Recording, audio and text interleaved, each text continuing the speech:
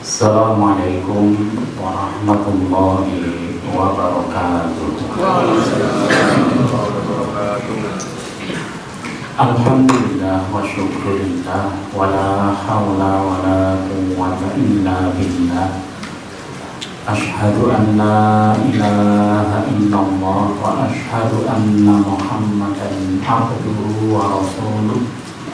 Allahumma salli ala nabiyyina Muhammadin wa ala alihi wa ashabihi wa man tabi'ahum bi ihsanin ila yaumil qiyamah.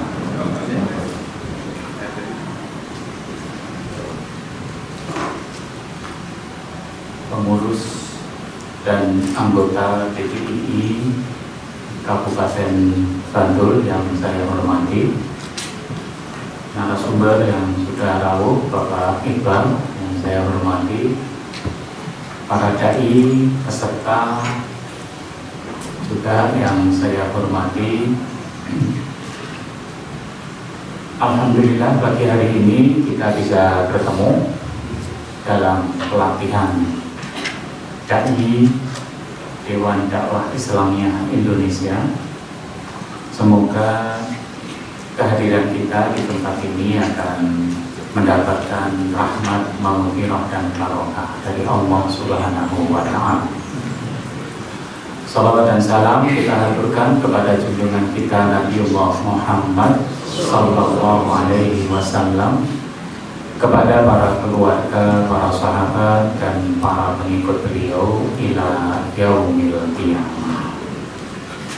Pagi hari ini saya diberi amanah untuk menyampaikan materi qadaya al-ummah atau problematika ummah. Tetapi saya tidak diberi amanah untuk menyelesaikan problema ini. Nah, gitu ya. Jadi saya cuma menyampaikan masalah-masalah tok. Ya. Nanti cara menyelesaikannya nanti Pak Slamet mungkin yang dalam pertemuan-pertemuan berikutnya. Ya. Nah, memang seorang dokter, bagaimana dia mau menyembuhkan pasiennya, itu tentu saja dia harus ngerti apa penyakit pasiennya. Karena mengetahui penyakit pasien itu separuh dari penyembuhan. Sehingga kalau dokter itu nggak ngerti penyakit pasiennya, paling dikasih vitamin. Ya, kok saya pusing Pak, kasih vitamin. Karena orang mengatakan pusing itu berarti masih ada ribuan penyakit yang menyebabkan pusing. Di antaranya uangnya habis. Jadi ini pusing, kasih obat nggak sembuh. Tapi setelah dikasih uang, sembuh dia. Meriang atau suhu tubuh naik itu juga sama. Orang bilang tensi saya naik atau temperatur tubuh saya naik, itu masih ribuan penyakit yang kemudian salah satu cirinya adalah tensinya naik. Ya, orang mau divaksin ini tensi bisa naik. Kenapa? Takut. Jadi setelah pulang tensinya turun lagi. Ya, berarti tensinya ini bukan karena penyakit yang ada dalam tubuhnya. Ya. Pepatah Arab menyebutkan fahmus su'al nisful jawab. Kita itu memahami persoalan itu sebagian dari kita bisa menjawab persoalan. Atau kalau mau ujian, kita mengerti soalnya itu sudah separuh dari jawaban. Padahal ujiannya belum dijawab. Kita jawab di bawahnya, saya sudah mengerti Pak persoalannya. Tetapi saya belum menjawab. Karena soal yang Bapak berikan itu salah. Nah, jadi dia ngerti ya. Sehingga nggak bisa jawab karena soalnya aja salah. Nah, oleh karena itu pagi ini sebenarnya kita juga ada materi, bergetar ini bukan gempa ya. Materinya adalah problematika umat. Bukan kita ini ingin buka-buka problema, enggak. Tetapi ketika seorang dai mengetahui persoalan umat, maka itu adalah separuh dari proses terapi. Nah, nanti terapi berikutnya karena penyakit-penyakit yang ada dalam diri umat itu, atau jangan-jangan ada dalam diri kita. Nah, itu ya. Penyakit pertama adalah an-nafsu al-basyariyah atau nafsu manusiawi. Kita semua yakin bahwa kita bukan keturunan monyet ya, kecuali Darwin. Tetapi kita itu keturunan Nabi Adam alaihissalam. Adam diciptakan dari tanah, kita diciptakan dari saripati tanah. Ada bedanya ya. Jadi Nabi Adam itu diciptakan dari tanah, kemudian Allah menyampaikan kun fayakun. Jadilah manusia, maka dia jadi. Sehingga kalau orang mengatakan bahwa Nabi Isa itu hebat karena lahir nggak punya ayah, maka lebih hebat Nabi Adam karena dia ada tanpa ayah, tanpa ibu. Ya. Nah kita itu dari saripati tanah. Artinya makanan kita itu ujung-ujungnya adalah tanah walaupun prosesnya panjang. Misalkan kita makan bayam. Bayam itu ngambil saripati dari tanah. Bagaimana kalau bayamnya nggak di tanah? Ya air itu sendiri juga mengandung unsur tanah. Ya. Kemudian kita makan daging sapi. Sapi itu makan rumput dari saripati tanah. Makanya makanan manusia yang masuk dalam tubuhnya itu adalah sulalatin mintin dari saripati tanah. Kemudian masuk tubuh kita, yang laki-laki jadi sperma, perempuan jadi sel telur, ketemu jadilah manusia. Ya.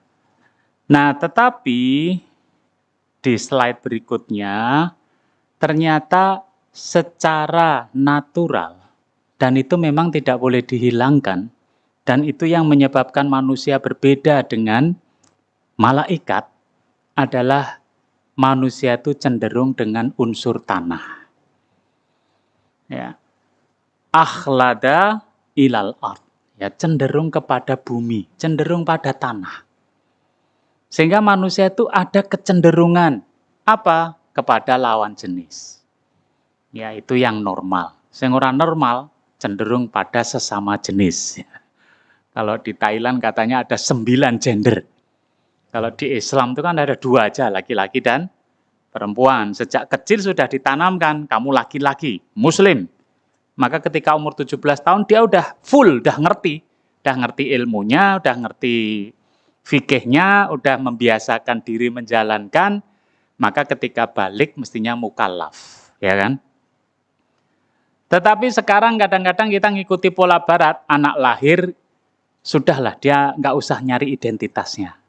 Nanti kalau sudah 17 tahun, itu adalah saatnya mencari identitas diri. Lagi 17 tahun ki dhek ngopo wae. Dan itu orang-orang barat akhirnya punya gender yang banyak. Laki-laki ada, perempuan ada. Laki-laki seneng sama laki-laki. Perempuan seneng sama perempuan. Tetapi tetap laki-laki. Laki-laki seneng sama laki-laki, tapi tetap laki-laki. Perempuan seneng sama perempuan, tapi tetap perempuan. Ada juga laki-laki berubah jadi perempuan. Di mana itu? Prambanan, ya kan? Kalau di traffic light Prambanan ya mesti ya yang ngamen itu adalah laki-laki berubah jadi perempuan. Tapi kalau dia marah, wah dia ya saiki podo lanange Mas. Nah, gitu kan. Kalau dia marah ya. Ada juga perempuan menjadi laki-laki. Belum pernah lihat kan kalau ini? Itu di Hong Kong banyak. Hong Kong itu 150.000 TKW, yaitu perempuan semua. Sekian banyak, padahal mereka juga membutuhkan penyaluran libido seksualnya. Maka beberapa dari mereka itu berubah menjadi laki-laki. Pakai topi, diwalik, klambi, dilinting, celana jin. ngangge rantai, ya kan? Jenenge ya dirubah. Yang repot itu pas Idul Adha, saya bingung dia diletakkan di soft mana, coba. Lanang apa wedok? Ya. Jadi ada lagi laki-laki seneng sama laki-laki dan perempuan. Nah, pokoknya bagi dia sama saja. Ada perempuan suka laki-laki dan perempuan. Wah, kayak banget toh. Ya, gendernya itu. Ada di sini yang setuju dengan 9 gender? Meneng kabeh. Antara setuju dan tidak ini. Setuju 9 gender? Kalau setuju seperti orang barat, anaknya masih kecil ditanya, gimana kalau gede besok dia jadi homoseksual? Nggak apa-apa, terserah dia. Ada yang seperti itu? Nggak ada. Jadi kita sebagai seorang muslim, dzakarin wal unsa. Ya tetap laki-laki dan perempuan. Ya. Ya kecenderungan kepada bumi. Cenderung pada apa lagi? Pada harta. Ya. Jadi manusia itu cenderung kepada harta.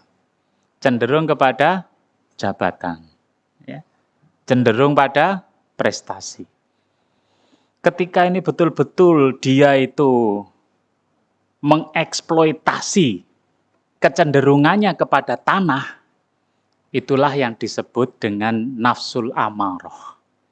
Ya, kecenderungan tanah mengendalikan kecenderungan pada langit. Langitnya kalah. Ya.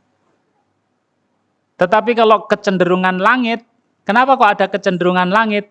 Karena wa nafakha fihi min ruhihi. Manusia itu ditiupkan ruhnya Allah. Ruhihi, ada hi-nya. Hi-nya itu adalah Allah. Ya, Allah meniupkan ruhnya kepadanya, maka manusia itu ada unsur langitnya. Nah ini pertempuran antara unsur langit sama unsur bumi. Kalau cenderungnya pada bumi, ya itulah dia itu kal an'am balhum adol, seperti binatang ternak, tetapi jauh lebih sesat lagi. Kita kalau lihat di televisi misalkan, singa itu menerkam rusa, menerkam kerbau. Kita lihat, sadis. Sadis-sadisnya singa, itu kalau nerekam kerbau, satu buat keluarganya cukup. Besok lagi. Ya, dan itulah yang menyebabkan ekosistem terjaga. Kalau kerbaunya kebanyakan, habis rumputnya, ekosistemnya rusak. Jadi singa galak kayak gitu itu menjaga ekosistem. Tapi kalau manusia itu sudah sesat, kebun binatang, sak taman marga satwa aja entek kok, ya kan? Itu manusia itu kayak gitu, lebih sesat lagi. Ya, singa kelihatannya kejam ya segitu-gitu aja kejamnya. Kalau manusia lebih kejam dari itu bisa menghabiskan seluruh binatang yang ada di muka bumi, ya kan? Gajah bisa habis, singanya aja sekalian habis. Ya. Makanya yang terkenal dulu harimau Jawa, harimau Sumatera. Sekarang tinggal kisahnya saja, ya. Siapa yang menghabisi? Manusia. Bahkan manusia itu kalau sudah rakus, tidak hanya itu, aspal saja hilang. Ya, jadi dimakan sama dia. Ya. Beton-beton hilang, ya, dimakan sama dia. Makanya balhum adol. Ya. Nah ini kecenderungan kita, ini dai-dai semua. Seringkali kita bicarakan ideal. Kenapa sampai hari ini kita masih ideal? Karena belum pernah ditawari. Ya kan? Orang datang tempat kita, Bapak cukup diam saja Pak, nggak usah ngomong. Ini ada 5 miliar buat Bapak sama anak-anak. Nanti sekolah anak-anak kita jamin Pak. Sekalian ini ada kendaraan dan rumah buat Bapak. Mikir-mikir juga, aku mingkon meneng tok loh. Dikei 5 miliar, omah, kendaraan, sekolah anak-anak dijamin. Nek aku nganti keliru kan Allah itu juga maha pengampun. Wah gitu kan, tadi biasanya leh ceramah gualak dadi meneng. Ya. Kenapa? Mikirnya Allah Maha Pengampun, ku dioke-okehi istighfar. Ya. Karena kita belum ada yang nawarin. Ya. Atau jabatan, gue nek ceramahmu ora cocok karo atasannya, ya hati-hati, jabatanmu ora munggah-munggah. Ya. Nah ini Pak Slamet dan lembaganya ini yang bertanggung jawab. Ya. Nah jadi ini penyakit yang ada dalam diri kita. Kadang-kadang kita jadi orang baik itu kan karena pas-pasan. Bukan idealisme kita. Aslinya pengen nakal nih ra keturutan. Duitnya ra ono. Ya kan? Karena duitnya ra ono nih diskotik kok ya larang. Ya, es jeruk wae 20.000. Wis ra kuat, akhirnya kita nyari yang gratis adanya di masjid. Ya kan? Wis gratis iso turu ya. Akhirnya tersesat di jalan yang benar.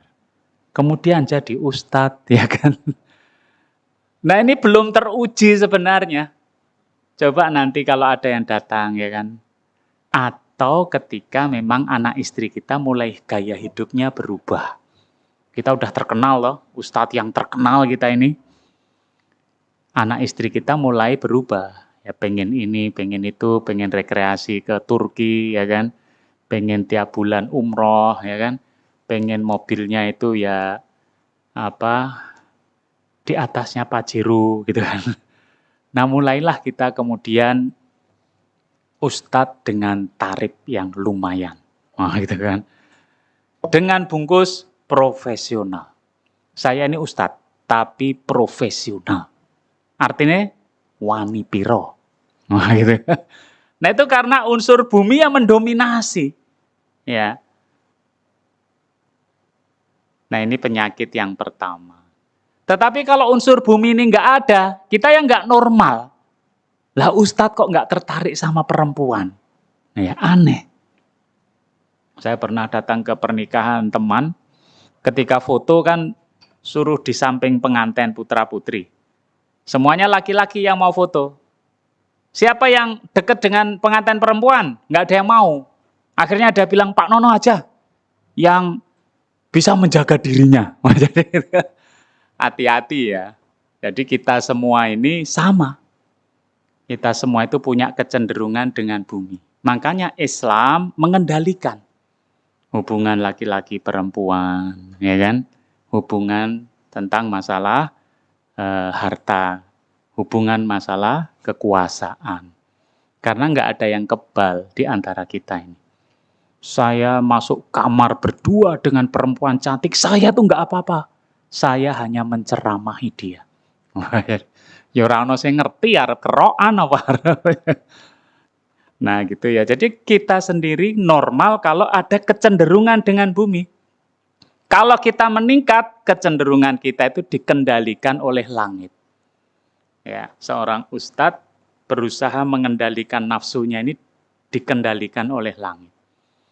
Makanya dalam Islam seringkali kan dilatih diri kita untuk menahan sesuatu yang sebenarnya kita bisa melakukannya. Contohnya puasa. Puasa itu kan kita makan boleh toh, halal, uang kita sendiri. Tetapi ketika kita berpuasa, kita dilatih untuk mengendalikan apa yang sebenarnya pengen kita lakukan. Itu latihan mengendalikan nafsu. Sebaliknya juga kita dipaksa untuk melakukan sesuatu yang sebenarnya kita nggak begitu suka. Adzan ngantuk, ya hadisnya suruh tidur dulu. Tapi kalau setiap adzan ngantuk, wah ini kan aneh ini. Mau ya kurang ngantuk loh. Bareng adzan, wah kok ngantuk.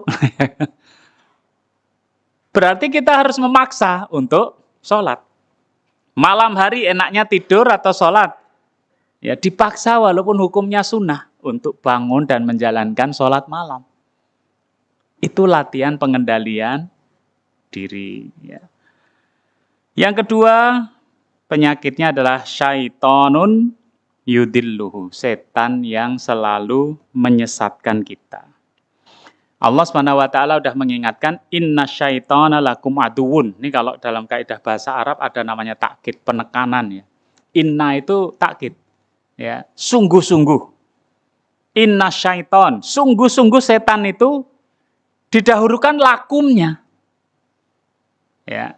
Sungguh-sungguh setan itu bagi kamu adalah musuh. Itu kalau bahasa Arab penekanan. Jadi bukan sungguhnya setan itu musuh bagi kamu, bukan. Kamunya didulukan, lakum bagi kalian, dia adalah musuh. Nah ini banget ke, setan ki musuh. Terus fattakhiduhu aduwan, jadikan musuh. Ya, karena kita kan sering berteman dengan setan. Ya, malah teman karib. Ya, teman karib itu setan. Ya. Bersahabat dengan setan. Nah ini dari dulu sampai sekarang, setan itu selalu menggoda kita dengan semua caranya. Dia menggoda Adam aja dengan cara yang sangat halus ya, sangat lembut. Ya.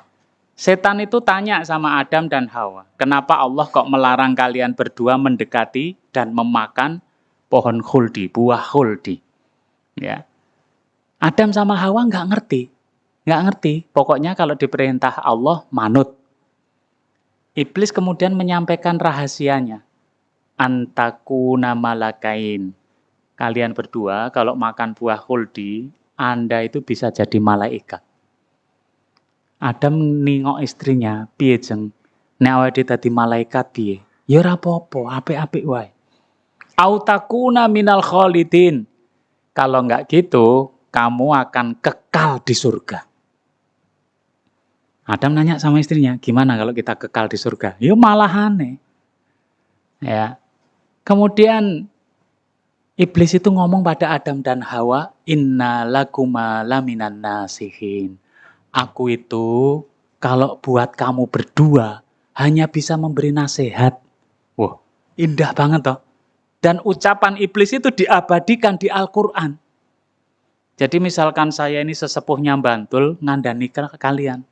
Kenapa kok kalian nggak boleh nonton dangdut yang saru-saru? Ki aku menasehati loh ya, nah gitu kan. Iblis itu gitu, dan itu dia bersumpah, saya ini hanya menasehati kalian berdua. Bahkan kalau dalam beberapa riwayat hadis, iblis itu pakai sumpahnya, sumpah nama Allah. Ya, misalkan di sini saya memanggil peserta satu, Pak Bupati pengen ketemu. Dia menyampaikan nasihat, suruh makan buah khuldi.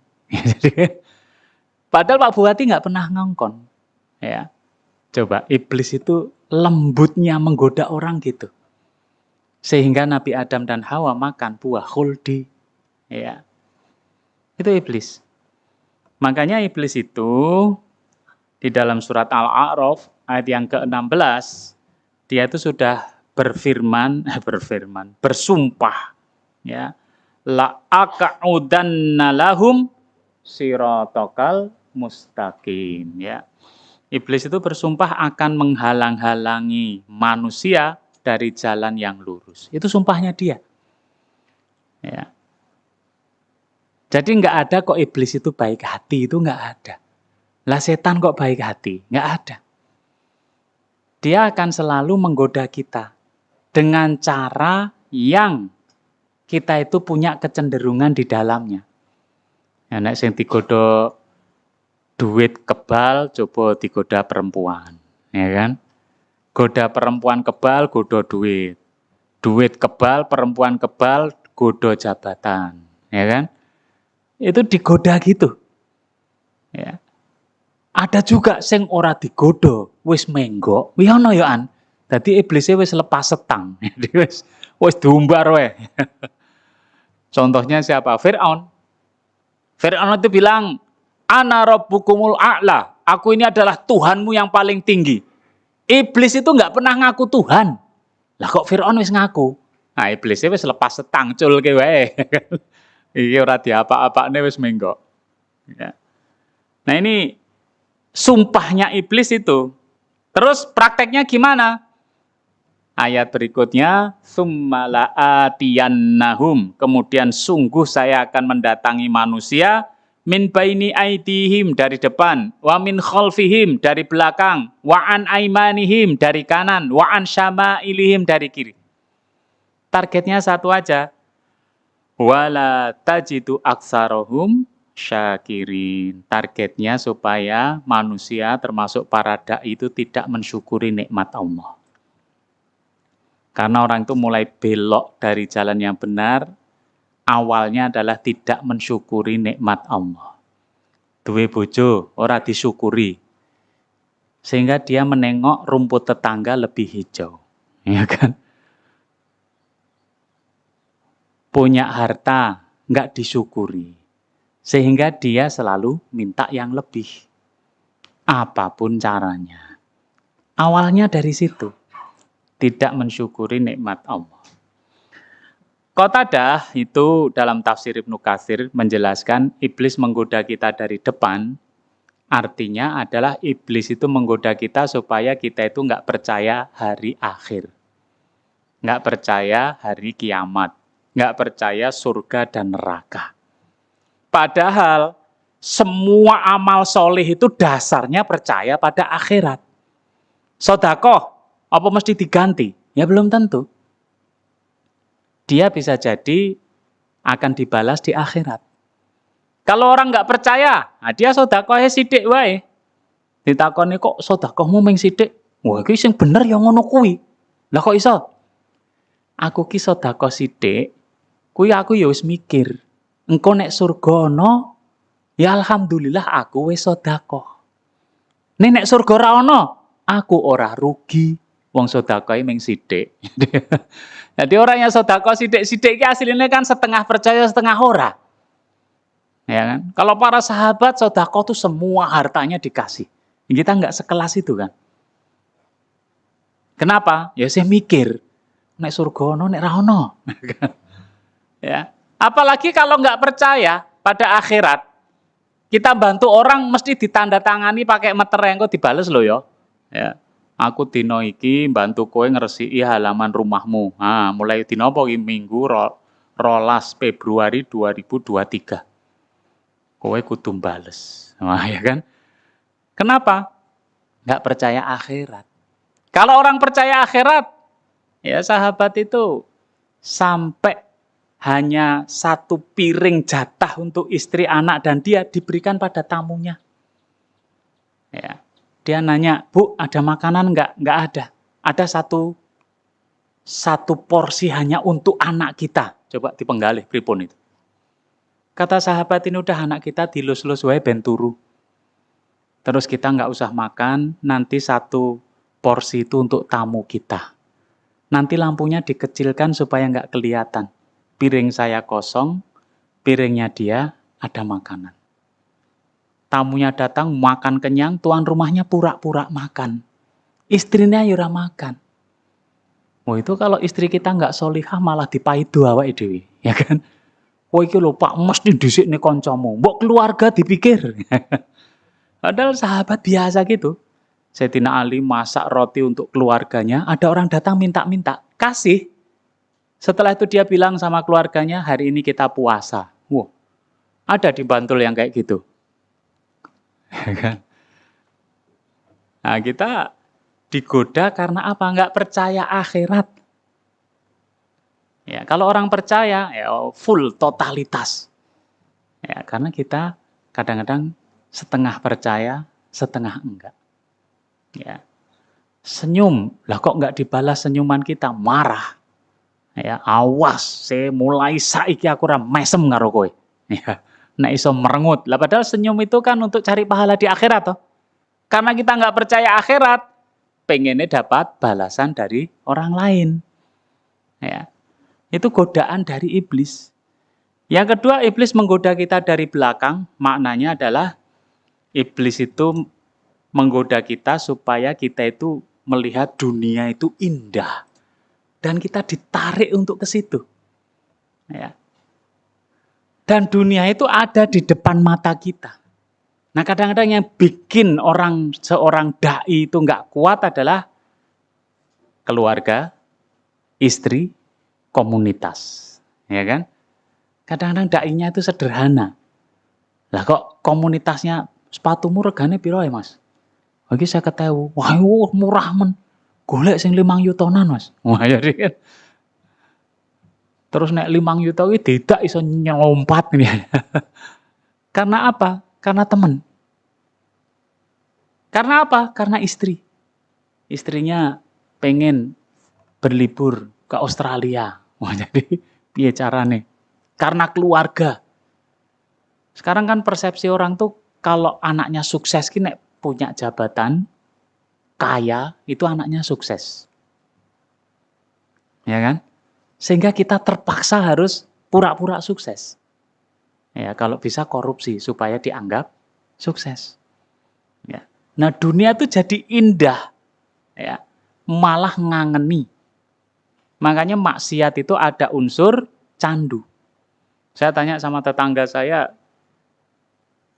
yang peminum itu, saya tanya, minuman keras sih rasanya piye? Pahit, Pak. Kok mbok ombe? Diombe, tuku. Sebagian tetangga saya mati gara-gara miras. Ya. Kok orang milih es teh? Opo es jeruk? Diombe seger, ya kan? Ada unsur candunya. Jadi maksiat itu ada unsur candu. Mangkat numpak mobil, mulih mlaku, mergo ngopo? Kalah judi. Sesuk judi meneh. Jadi ada unsur candunya. Dunia itu jadi indah bagi dia. Ya. Ada unsur candu bagi dia. Nah, itu iblis godaannya di situ dan itu enggak ringan, ya. Yang ketiga, iblis menggoda dari sebelah kanan. Artinya kalau yang baik-baik, amal solih, awake dhewe tiba-tiba males. Wegah rasane. Iblis menggoda dari kiri. Kalau maksiat rasanya gendang. Jadi gitu kan. Rasanya tuh ayo kalau maksiat. Kalau yang baik-baik, wah nanti dulu. Wah itu para takmir aja kalau nempel pengumuman pengajian aja nggak pede kok. Ya kan, nempelnya bengi-bengi ben ra konangan wong. Ditakoni napa niku Mas? Anu Pak, pengaosan. Menawi saged rawuh nggih alhamdulillah. Menawi mboten napa-napa. Lha iki sing jurusan surgae ra pede. Sing jurusan neraka mantep. Nempel pengumuman dangdut awan. Takoni wong, "Apa Mas? Dangdut." Ya kan. Mantap ini artis ibu kota. Teko Pak yo. Rugi nek ra teko. Wah coba. Sing jurusan surga ki imbas-imbis. Sing jurusan neraka mantap ya kan. Ayo Mas, ngombe Mas, solider ya kan. Sing ngejak ning masjid ragu-ragu, ning masjid ora ya. Ya wis ora apa-apa. Jadi sing jurusan surga wedi. Kadang malah males menjalankan kebaikan. Tapi kalau kemaksiatan, iblis itu menggoda, ayo cepet ya. Ini dulu ya. Saya sendiri nggak ngalami. Saya dulu kuliah kosnya di Tambak Bayan. Ya orangnya ya nggak pada sholat itu. Tapi nek nonton sekaten sing ono dangdut sore wis adus. Cerita ke saya, nanti antri Pak, langsung golek ning warep dhewe. Nek lawange dibuka, mlayu ning isor panggung. Tujuannya apa? Ndelok ya kan. Itu begitu semangatnya. Yang maksiat-maksiat itu dipelayoni. Ya, nah itu digoda iblis. Inilah godaan-godaan iblis dan itu terjadi pada kehidupan seorang dai juga. Awake dhewe nek kon ceramah kan rasane ki tiba-tiba meriang. Ono jadwal ceramah. Awakku kok meriang ya, apa meneh udan wis ketok wis ora pantes nek mangkat ya kan. Tapi nek ono sekaten apa pasar malam, udan ra apa-apa, ono jas hujan. Motore gembos, tambalke. Semangat ya. Nah ini coba makanya orang yang dakwah itu mesti jumlahnya sedikit. Ya karena tiba-tiba kita itu males, digoda oleh iblis, ditakut-takuti oleh iblis. Ya, apalagi kita sendiri digoda iblis nggak percaya akhirat. Ya ono duwite ora, wis ora sama angkat. Ya. Kemudian godaan ketiga adalah perpecahan atau at-tafriqah. Ya, perpecahan. Sebenarnya sejak awal Rasulullah SAW itu ada sahabat muhajirin, ada sahabat ansor. Mungkin kita nggak pernah dengar kisah bahwa muhajirin dan ansor itu ya sok gelut. Ya, turunnya ayat larangan minuman keras itu kan sababun nuzulnya karena muhajirin berkelahi sama ansor. Orang muhajirin bilang karena dalam keadaan mabuk ya, muhajirin itu lebih baik dari ansor. Kenapa? Karena muhajirin itu orang yang pertama masuk Islam. Ansor nggak terima. Ansor lebih baik dari muhajirin. Ya. Kenapa? Karena ansor yang nulungi muhajirin. Nek tak tulungi mati we. Oh ini ayal-ayalan sampai berkelahi. Ya. Walaupun karena ada minuman keras. Dan itu ketika Rasulullah SAW wafat, padu meneh muhajirin sama ansor. Siapa penggantinya Rasulullah? Ya. Itu kisah-kisah hadisnya ada sing watos-atosan, ono sing alus-alusan. Tinggal ngutip yang mana. Lek ngutip sing atos, Umar ibn Khattab tuh ngomong wis ngene saiki. Kowe duwe khalifah dhewe, aku duwe khalifah dhewe. Jadi sampai kayak gitu. Ya padune muhajirin sama ansor. Siapa yang layak mengganti Rasulullah? Tetapi Rasulullah SAW nggak pernah membubarkan muhajirin dan ansor. Wes saiki bubar, rasa muhajirin-muhajirinan, rasa ansor-ansoran, enggak. Karena namanya suku-suku, berbangsa-bangsa, berorganisasi, lita'arofu, saling kenal. Indahnya di situ. Ya. Ansor itu juga ada dua, Aus dan Khazraj. Yang latar belakangnya ada perang suku antara keduanya. Dan kadang-kadang juga eyel-eyelan padu. Aus sama Khazraj. Dan Rasulullah SAW nggak pernah bubarkan Aus dan Khazraj, nggak pernah. Jadi sebenarnya banyak organisasi, ya nggak apa-apa organisasi Islam. Banyak ormas Islam, nggak apa-apa. Banyak jamaah Islam, nggak apa-apa. Tetapi yang jadi masalah adalah perpecahan di antara mereka. Ya, tiba-tiba kita itu tanpa sebab dan tidak ada urusan apa-apa jadi benci. Wah, aku rasa seneng karo lah ngopo? Organisasinya ini. Jadi tiba-tiba gitu. Ini dalam hadis ya yang diriwayatkan oleh Muslim ya, di atasnya ini. Atasnya lagi. Nah ini. Oh, kok bukan ya? Bawahnya coba. Ada enggak? Ah ini. Inna syaitana qad ya'isa ayya'budahu ayyu al-musalluna fi jaziratil Arab. Sesungguhnya setan itu sudah putus asa menggoda kalian. Dia itu putus asa untuk disembah oleh orang-orang yang sholat di jazirah Arab. Artinya kadang kaum muslimin itu kalau musyrik sudah enggak. Tetapi masih ada satu pintu yang setan itu berharap. Apa itu? Walakin fi tahrishi bainahum. Yaitu permusuhan, perpecahan di antara kalian. Ya, nah ini. Ya, dai hati-hati loh ya. Kadang-kadang yang menyebabkan permusuhan malah dai-nya. Ya, umat iki wis tentrem, daine nggak masalah. Kenapa? Pertama adalah fanatisme kelompok. Ya. Fanatisme kelompok itu kalau orang Jerman mengatakan Deutschland über alles. Jerman di atas segala-galanya. Berarti bangsa lain itu rendah. Ya kan? Kalau orang Indonesia, Jawa di atas segala-galanya, ya kan? Jawa über alles, ya kan? Nah, ini menyebabkan perpecahan. Organisasi saya itu yang paling benar. Atau nggonku organisasiku benar, nggonmu salah. Islam itu terbagi menjadi 73 kelompok. Satu masuk surga, 72 masuk neraka. Siapa yang satu itu? Kelompok kita. Wah gitu kan, sing liyane neraka. Akhirnya hadisnya tuh diklaim hadis miliknya dia. Sing liyane ora oleh. Ya. Ahlus sunnah wal jamaah diklaim miliknya. Ahlussunnah wal Jamaah siapa? Ya kita ini. Yang lainnya enggak. Di Bantul dulu ada warung namanya Aswaja. Tak kira warung Ahlussunnah wal Jamaah. Ternyata jenenge asal wareg saja. Malah HPU ya. Hati-hati dengan fanatisme karena fanatisme itu jahiliyah. Ya. Karena tidak membela Islam lagi, yang dibela kelompoknya. Sehingga nggak ada lagi salah dan benar, yang ada adalah bela kelompoknya. Dulu orang Arab jahiliyah itu, saking jahiliyahnya, mereka punya slogan, unsur akhaka dzaliman au mazluman. Tolonglah sukumu, tolonglah kabilahmu, baik dia dalam keadaan dizolimi atau berbuat zolim.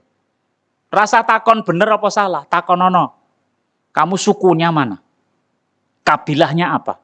Kalau satu kabilah, belain dia. Itu ketika jahiliyah. Ketika sudah Islam, lah kok Rasulullah SAW mengucapkan itu? Unsur akhaka dzaliman au mazluman. Tolonglah saudaramu itu walaupun dalam keadaan dizolimi atau berbuat zolim. Sahabat bertanya, ya Rasulullah, kalau saudara kita dizolimi ya kita tolong. Lah kalau dia berbuat zolim, Rasulullah SAW menjawab, tamna'uhu bizulmin. Cegahlah dari perbuatan zolim. Nah jadi kalau kita itu jahiliyah, wes pokoknya bela nono, takon nono, kabupaten nanti, Bantul, bela. Rasa takon bener apa salah, ya kan? Kia apa PSIM, apa PSS, apa Persiba. Wes ora ngerti urusane, pokoknya nek dudu Persiba, sikap. Ya. Makanya sebenarnya semangat jihad itu luar biasa para pecinta bola itu. Sebenarnya pemerintah sudah punya potensi anak-anak yang semangat jihadnya luar biasa. Tinggal menyalurkan. Mau ke Papua, Palestina, ya kan. Sampai sana nangis ternyata ya. Jadi jangan para dai gitu. Kadang-kadang para dai-nya malah yang ngajarin. Ya. Pokoknya masjid dhewe iki sing paling bener, sing liyane sesat. Yang ngajarin siapa? Dai-nya. Ya. Yang kedua, kurang ilmu dan merasa paling benar. Ya, karena apa? Karena kurang ilmu. Ya, dulu waktu saya kuliah juga gitu. Ya. Itu ada yang namanya asobiyah, fanatisme atau apa namanya itu ya? Firqoh, ya. Ini ustadznya bilang gini, Muhammadiyah firqoh. NU firqoh, LDII firqoh, ya, Ikhwanul Muslimin firqoh, Jamaah Tabligh firqoh, lawake dhewe firqoh non blok. Berarti kan gitu toh. Orang melu liya-liyane malah ngedekne firqoh anyar. Ya. Nah itu kadang ustadznya. Nah ini para dai hati-hati. Jangan sampai kita malah menanamkan permusuhan, merasa paling benar, enggak. Ya. Yang ketiga, takabur. Ya, takabur itu kayak iblis itu. Ucapannya gimana? Ana khairun minhu. Saya lebih baik dari kalian.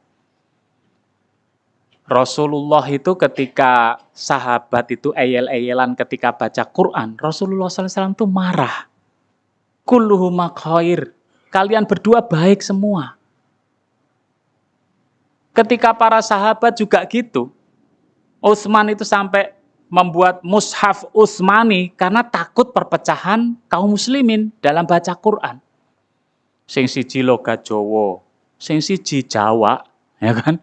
Sing siji Jawa, siji Batak.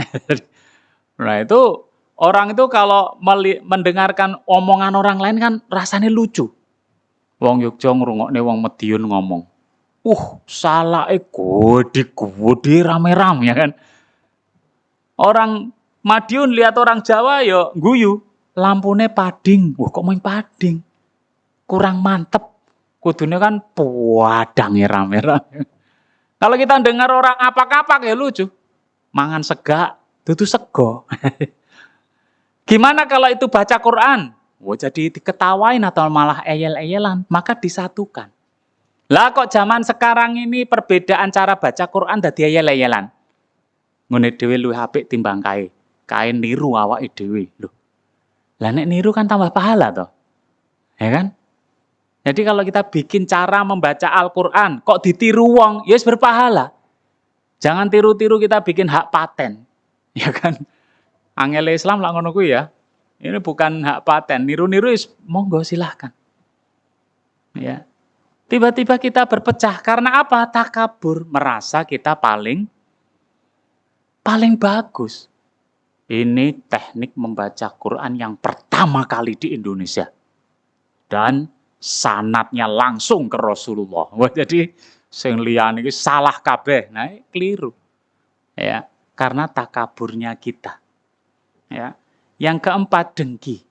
Iri dengan kesuksesan yang lain. Ya. Ini bisa menyebabkan terjadinya perpecahan. Ya. Karena iri, dengki itu kan artinya ingin supaya nikmat orang lain hilang dari orang itu. Itu namanya dengki, iri. Ya. Karena nikmat yang dimiliki orang lain. Nah, dai jangan seperti itu. Bahkan kadang-kadang di masjid itu terjadi perpecahan ya gara-gara takabur sama iri. Ya kan? Sing tuwa mbiyen diajari maca tilawah Quran ya ngono kuwi ngalamin ya kan. Sing enom teko luwih fasih ya kan alamin. Ya jadi wah iki sing dadi imam sapa coba? Sing tuwa ya meksa tetep dadi imam, ya kan? Sing enom ya meksa dadi imam. Wis masjid ribut.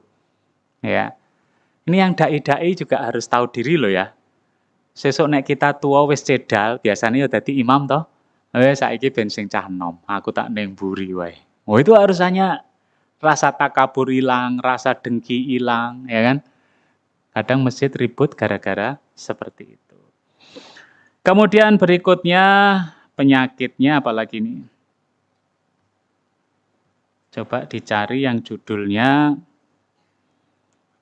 adalah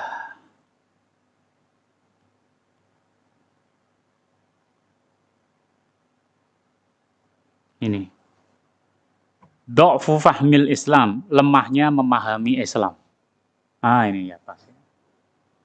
Jadi lemahnya kita memahami Islam. Nah ternyata memang masyarakat kita itu masih jauh dari memahami Islam. Tugasnya dai itu menjelaskan tentang Islam, tapi kadang-kadang malah membodohi umat. Ya. Wis pokoknya jenengan melu aku engko surga. Wah, jadi ini dai ini saya membodohi. Nek takoni malaikat, muridnya Abdullah Sunono, wis ngono wae. Ya. Nah, ini malah membodohi umat. Ya, tidak malah mencerdaskan umat. Wes kudu manut karo aku. Nek ketemu aku cium tangan. Dhuwur, ngisor, dhuwur meneh, ngisor meneh. Ya. Padahal hadis di bawahnya itu dijelaskan hilangnya ilmu itu akibat wafatnya ulama. Makanya adab itu juga harus diilmui. Adab kita terhadap ulama itu apa? Yaitu mewarisi ilmunya. Jangan sampai beliau meninggal, ilmunya ra ono sing mewarisi. Itu ada pertama sebelum mencium tangannya. Yang kedua, mengikuti fatwanya. Saya itu baru sadar sesadar-sadarnya aktivis-aktivis Islam yang mengangkat slogan hormati para ulama, ternyata dia adalah orang yang paling tidak hormat pada ulama. Kapan? Pas COVID. COVID itu MUI itu kan isinya ulama toh. Mengeluarkan fatwa. Muhammadiyah mengeluarkan fatwa tentang COVID. NU mengeluarkan fatwa tentang COVID. IKD mengeluarkan fatwa tentang COVID. DDII sama. Tetapi semuanya nggak dipakai sama umatnya. Ya. Sholat itu berjarak. Sholat kok berjarak? Tanda-tanda kiamat. Wah, jadi malah dilawan. Ulamanya dilawan. Jadi COVID kemarin menyadarkan kita sesadar-sadarnya, kalau umat Islam menang jadi presiden di negeri ini, remuk negeri ini.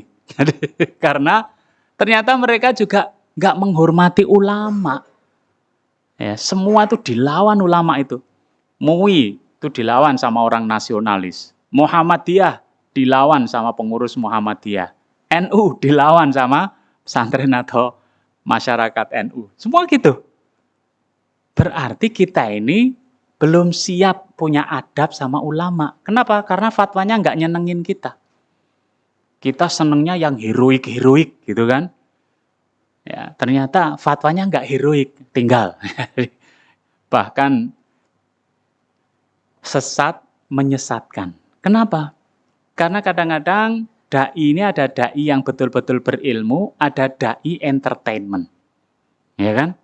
Dai entertainment ini pokoknya sejak awal nganti akhir iku apa yang guyu kekelen.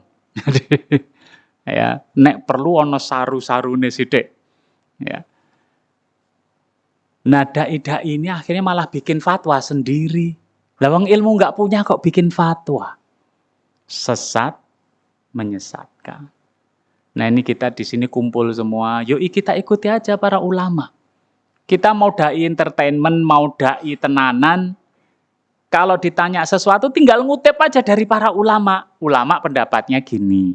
Walaupun hatinya ra cocok, ya yang kita utamakan adalah mengikuti para ulama. Baru yang ketiga cium tangannya. Yang pertama warisi ilmunya, kedua ikuti fatwanya. Ya ketiga hormatilah orangnya dan keluarganya. Ya. Kita sekarang seolah-olah menghormati ulama adalah mencium tangannya. Tetapi fatwanya dilawan. Nah, mari kita, dan kebodohan umat ini karena mereka nggak ngerti mana yang halal, mana yang haram. Bid'ah. Ini bid'ah. Bid'ah itu halal, haram, makruh. Apa hukumnya? Pokoknya bid'ah. Bid'ah itu finnar. Kan gitu kadang-kadang ya. Padahal hukum itu ada 5. Walaupun nanti ada tambahannya. Wajib, sunnah, mubah, makruh, haram. Masuk mana? Belum lagi ada syarat sah, ada rukunnya. Jadi tidak tiba-tiba apa yang dilarang Rasulullah itu jatuhnya haram, enggak. Apa yang diperintah jatuhnya wajib, enggak. Itu harus ada ilmunya namanya usul fikih, qawaidul fikih yang menempatkan pada tempat-tempat ini. Contohnya sholat, fa'aqimus sholah. Perintahnya fa'aqimus sholah. Nah, al-aslu fil amr lil wujub. Hukum asal dari perintah itu adalah wajib. Berarti sholat 5 waktu wajib. Ya, illa ma dallat dalilun ala khilafi, kecuali ada argumen yang berbeda. Tidak ada argumen yang berbeda. Ada sahabat yang bertanya, ya Rasulullah, sholat apa yang diwajibkan untuk saya? Ya, sholat 5 waktu, kecuali sholat sunnah. Ya, berarti wajib. Tapi ada perintah lain, fazuruha, ziarahlah kubur kalian. Perintah ini, apa kaidahnya sama? Enggak. Karena perintah ziarah kubur itu diawali dengan gimana? Inna nahaitukum an ziyaratil qabri. Dulu aku pernah melarang kalian ziarah kubur. Fazuruha. Sekarang ziarahlah. Sesuatu yang pernah dilarang kemudian diperintah, hukumnya mubah saja. Berarti ziarah kubur itu boleh. Kalau dikerjakan dengan cara-cara yang diajarkan oleh sunnah Nabi, berpahala. Nah, kira-kira gitu ya. Ya. Itu sampai jam berapa saya ini? Nah, makanya umat ini masih banyak yang jahlun bil Islam, nggak ngerti tentang Islam. Para dai jangan semakin memperparah ya ketidaktahuan tentang Islam. Al-ghazwu al-fikr, perang pemikiran. Perang pemikiran itu di dalam Al-Qur'an disebutkan waqala alladzina kafaru, orang kafir mengatakan la tasma'u li hadzal Qur'an, jangan dengarkan Al-Qur'an. Wal fihi, dan buatlah hiruk pikuk di dalamnya.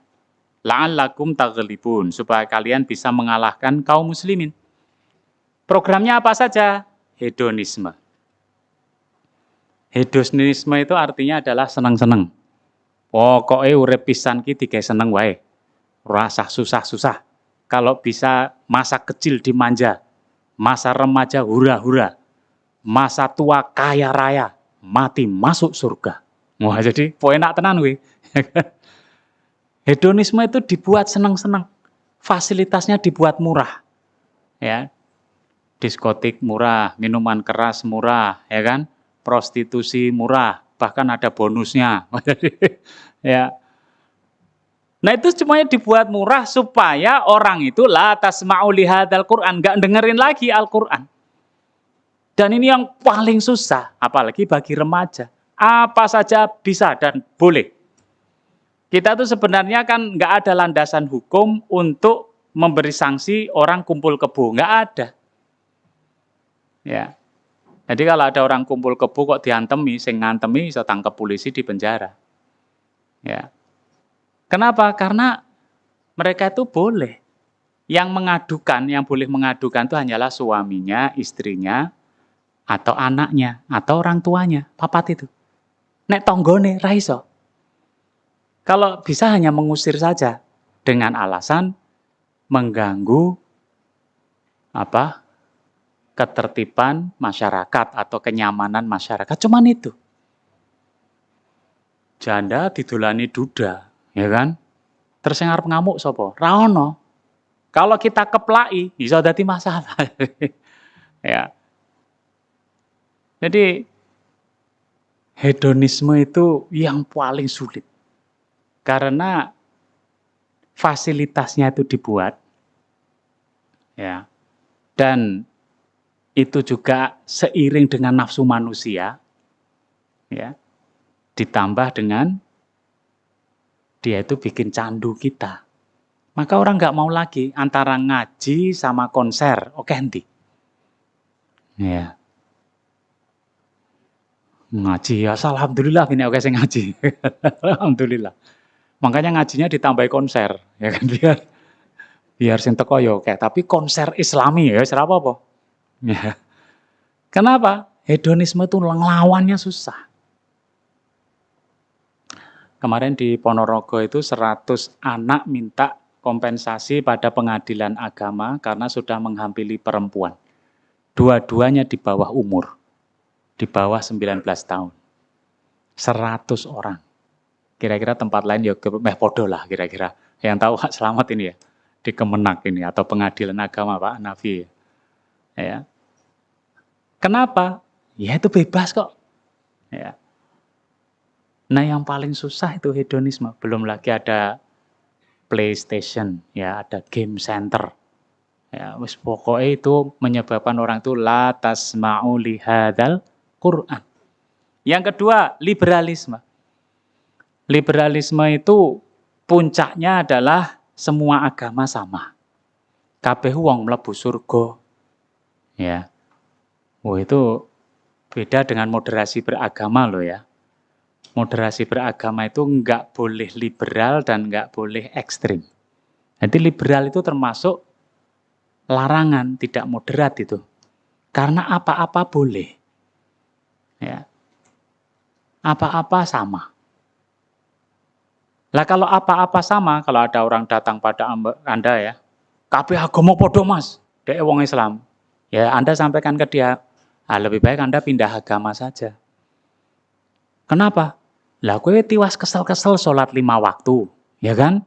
Poso Ramadan, ora oleh homer, ora oleh zina, tibane engko ning surga bareng. Ya rugi toh. Jadi mending kowe pindah agama enak malahan ya. Ya enggak sama lah. Ya, dan itu keyakinan masing-masing. Yang enggak boleh kan dalam muamalah kita tuh enggak mau bergabung, nah itu yang enggak boleh. Kalau di dalam akidah dan ibadah ya sendiri-sendirilah. Wong punya keyakinan sendiri-sendiri. Kalau dalam muamalah ya bareng, rondo ya bareng, ya kan, arisan bersama, PKK ya bareng, KWT ya bareng, ya kan, di RT, rapat RT ya bareng, kan gitu. Tapi kalau dalam masalah akidah ya sendiri-sendiri, nggak bisa sama. Keyakinan sendiri-sendiri. Hati-hati kalau kita mengatakan semua agama sama, kita sudah dianggap murtad dalam keyakinan, dalam akidah. Ya. Tapi liberalisme itu kuat di dunia akademis. Ya. Sampai mengatakan Al-Quran itu ya nggak beda lah dengan suket itu katanya. Kalau Al-Quran dibakar ngapain kalian marah? Al-Quran dirobek-robek kenapa Anda marah? Di UIN ada dosen yang bilang gitu, ngapain marah, Al-Quran diremet-remet. Mahasiswanya langsung berdiri, bukunya dosennya dirempet-remet. Langsung merah dia. Jangan marah Pak, ini hanya makhluk saja kok Pak. Jadi kok iso? Coba sekarang bendera ya, ada kain warna putih sama kain warna merah, dadek ke siji jadi merah putih. Kan bendera Indonesia itu. Nek diidak-idak wong nesu ora. Lah iya, wajar toh itu. Sebenarnya itu wajar, nggak hanya Quran saja. Ya, wajar itu. Ono baret, malah ono bintangi. Selain ada lambang korpsnya, ada bintang. Bintangnya nganti papat. Nek wani copoten baret kuwi idak-idaken. Wah, kita iso diidak-idak sak kesatuan. Ya enggak? Terus kita ngomong, "Meng baret wae kok." Ya enggak bisa. Apa meneh Al-Qur'an? Al-Qur'an itu di dada kaum muslimin. Membacanya, beribadah, arep nyekel wae kon wudu. Lah kok diidak-idak awake dhewe ora oleh nesu. Luwih apik bukune dosene diidak-idak, ya kan? Ya. Nah itu liberalisme itu kayak gitu. Ya, beratnya kalau liberalisme. Kalau modernisme bolehlah modern itu. Dulu nikah itu tidak dicatat, ya sekarang kudu dicatat. Supaya apa? Melindungi istri dan anak. Supaya suaminya nggak lari. Suaminya lari, bojone lapor ning pengadilan, ditakoni, "Lah kowe bojone apa?" "Nggih, Pak, buktine napa?" "Anu, tangga kula saksine. Saiki ndi wonge?" "Pun pejah." Terus saksine sapa? Enggak ada. Saksinya adalah surat di KUA itu tadi, surat nikah, ya kan? Kalau itu boleh-boleh saja. Tetapi kalau kemudian liberalisme itu membawa ujung-ujungnya adalah semuanya sama, ya nggak bisa. Yang ketiga adalah Islamofobia. Islamofobia itu artinya orang itu selalu memandang Islam dari buruknya. Terorisme mesti Islam. Lah kok iso? Nek neng Indonesia itu 80% Muslim. Dadi nek ana begal, ya iso jenenge Abdullah. Ya kan? Kenapa? Lah wong pancen ya Muslim kok 80%. Ya.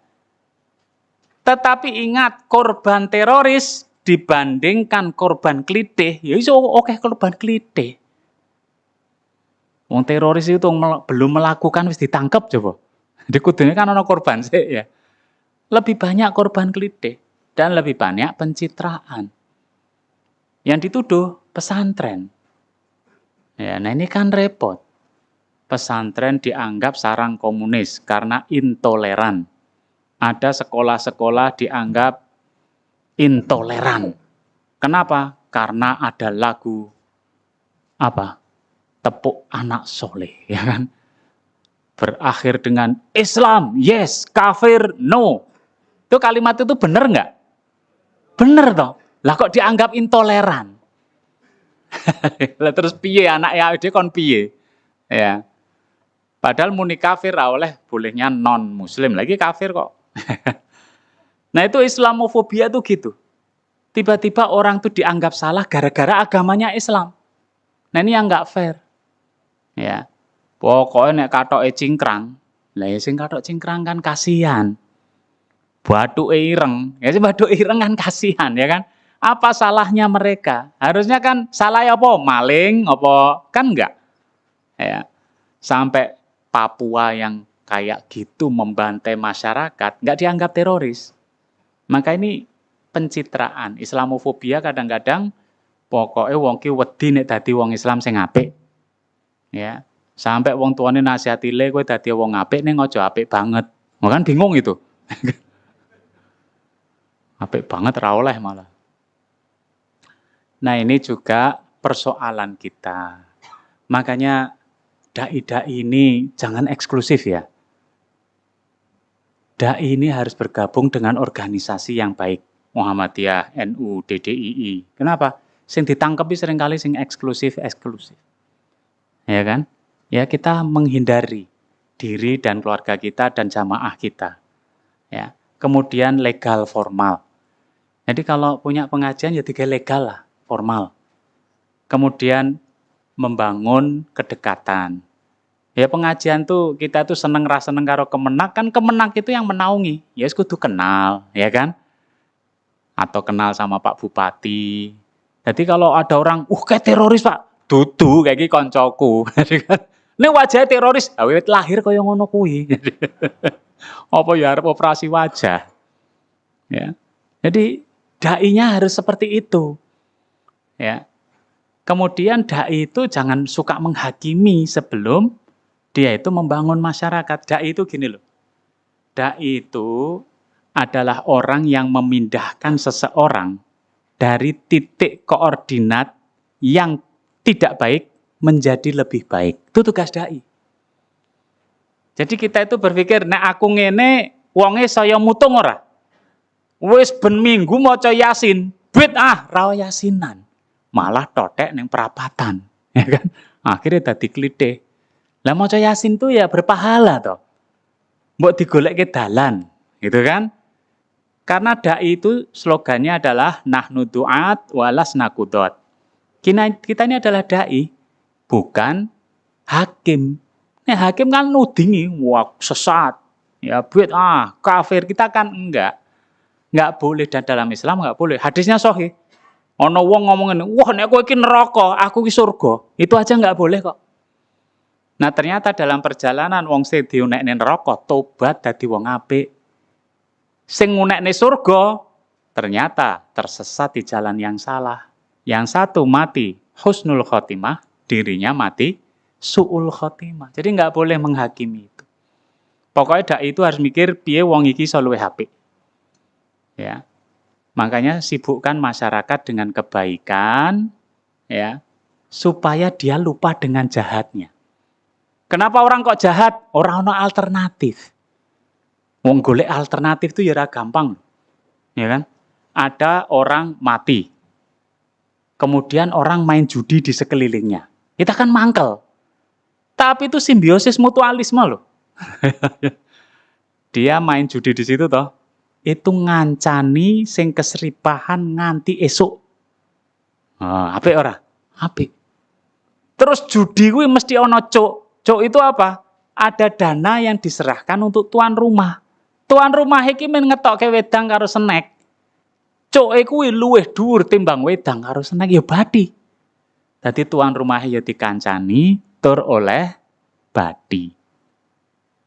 Lah sekarang dai-nya enggak boleh judi. Nah, coba pikirkan alternatifnya apa. Sing iso ngancani wong sing keseripahan, tur juga bisa memberikan uang. Ya. Nah, bukan berarti setelah ini, yos nek ngono judi wae. Oh, jangan ya. Wong judi wis ra ono malah dihidupkan lagi ya. Nah, tapi dai itu kan tidak sekedar melarang. Lah kamu alternatifnya apa? Ya. Mosok nek Islam itu jaya, urip ki isine mung pengajian, kan ora mungkin toh. Nek urip mung isine pengajian ngopo dadak ana Rasulullah, kan nganti ana perang, nganti ana pemerintahan. Ya kan enggak. Ya, mesti banyak aktivitas yang lain, ada seni, budaya, pendidikan, ya kan, dan macam-macam. Nah, kemudian terakhir adalah haimanatul quwwah al-uzma, yaitu dominasi kekuatan besar. Di dunia ini kekuatan besar kurang lebih ya, itu ada Cina, Amerika, Rusia, kurang lebih itu. Kalau dai-dai ini ingin menjadi presiden di negeri ini, pertanyaannya, Anda sendirian atau didukung 3 kekuatan itu? Salah satu, didukung Cina, Amerika, apa Rusia? Saya nggak didukung, ora bakal dadi. Ora bakal dadi.